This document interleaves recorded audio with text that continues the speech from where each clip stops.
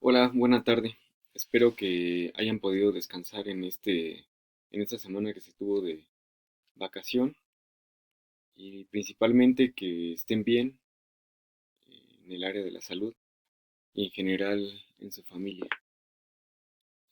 Ahora toca el tema de la reforma de 2006 y el concepto de ciudadanismo y el golpe a las humanidades. Para esta exposición me basé principalmente en este texto que es Educación y Cultura, pero en el capítulo Actores de la sociedad civil, una construcción de la ciudadanía en México, que la autora es Ana Corina Fernández.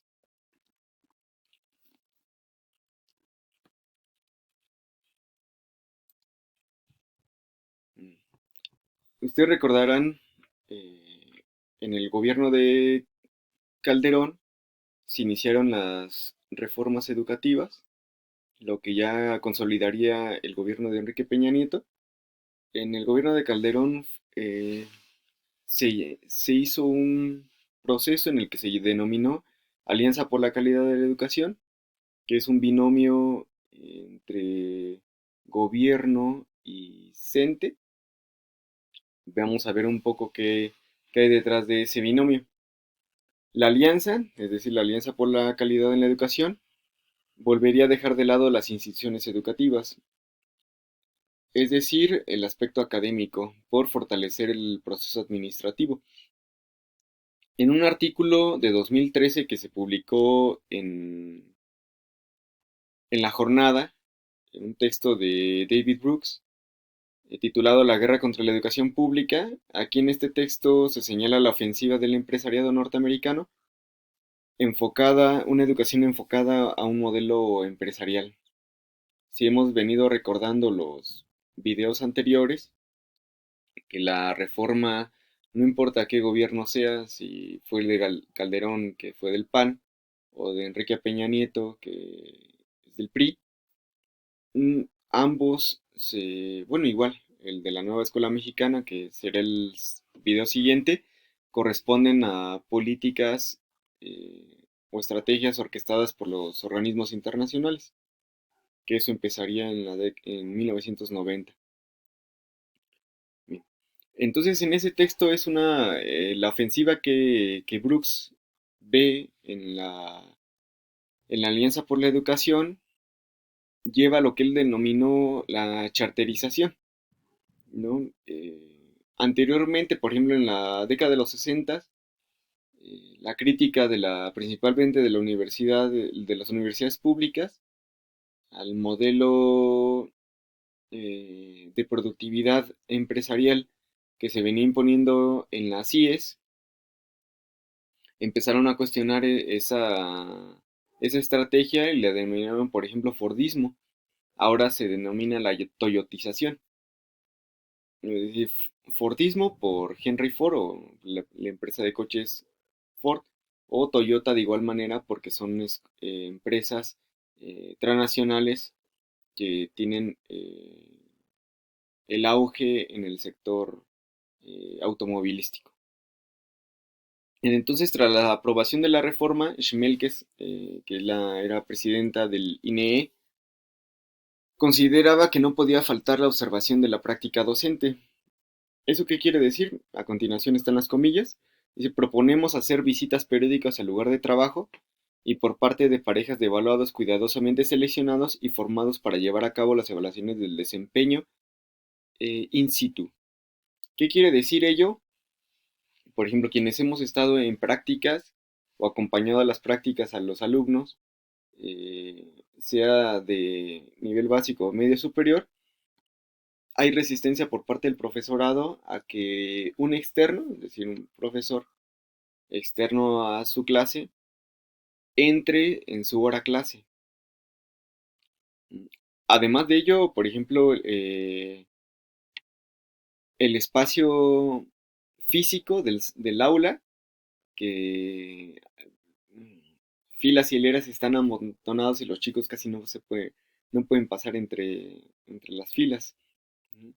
De igual manera, eso va a llevar a que el alumno o los alumnos que estén en esa clase al presenciar un externo, unos externos, como ahí dicen, dos personas externas a la institución, evidentemente perderán atención a lo que se está dictando en clase.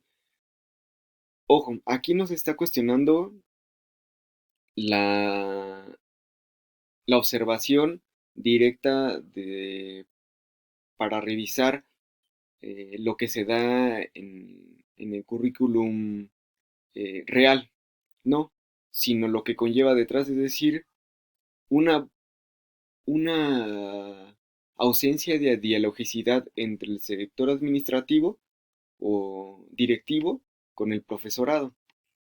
Es decir, para que el propio docente sepa que va a venir alguien, pero además de eso tenemos que tener en cuenta, por ejemplo, del sector del magisterio, a lo mejor no puedo estar dando bien la clase, pero en esas 2 semanas que se establece, voy a modificar mi clase a modo de que los evaluadores vean que doy bien la clase. Igual a contraparte, el alumnado puede ser que en esas 2 semanas se porte bien, entonces no se estaría viendo la realidad tal como es o la cotidianidad en el aula, sino tan solo se estaría maquillando para que se certificara de buena manera, ¿no? Una vez que los evaluadores se vayan, volvería a la dinámica habitual.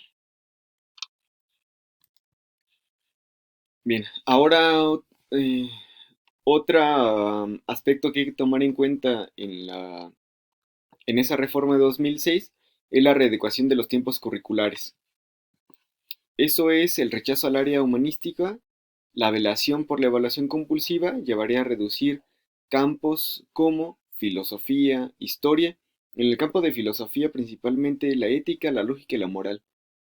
Esto por allá del 2008, ¿no? En que empezaría ya con la modificación, por ejemplo, en el área de la filosofía, de la ética, estas materias de la lógica se reducirían a pensamiento crítico, que era pensamiento crítico uno y 2. Entonces, tan solo ahí en esas materias se preparan para el alumno a que pueda responder, por ejemplo, el Exani 2, que es para entrar al nivel superior. Ujú.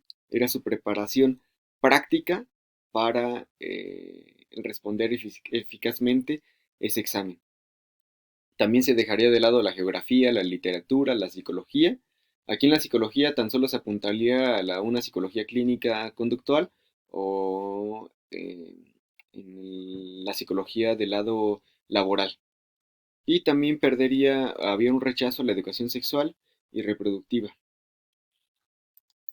Ahora vamos a detenernos un poco en el sector del caso de la historia de México.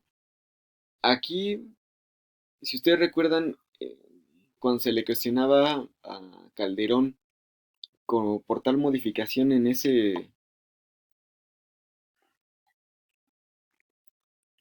la materia de historia, por ejemplo, de 3 cursos que se daba, se redujo solamente a uno. Se excluyó la enseñanza de las culturas prehispánicas, base de la identidad nacional y exigencias para consolidar la unidad del marco de las tendencias disgregatorias de la globalización. Este tema, por ejemplo, del 93 al 2006, siguió con la misma carga horaria, con el mismo enfoque y con la misma orientación, hasta, repito, al gobierno de Calderón.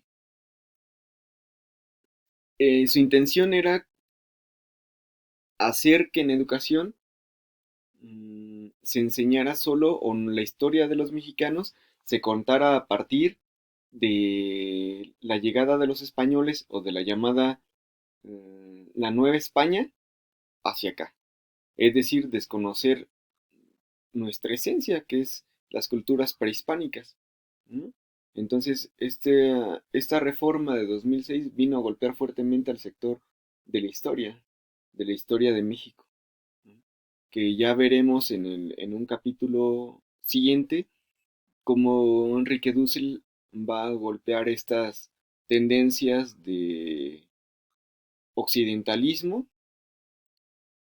para anteponer la parte latina, ¿no? La parte nuestra, que es lo que debemos de rescatar, sin olvidar la parte europea, pero es justamente eso, en esa reforma de 2006 lo que se logró consolidar es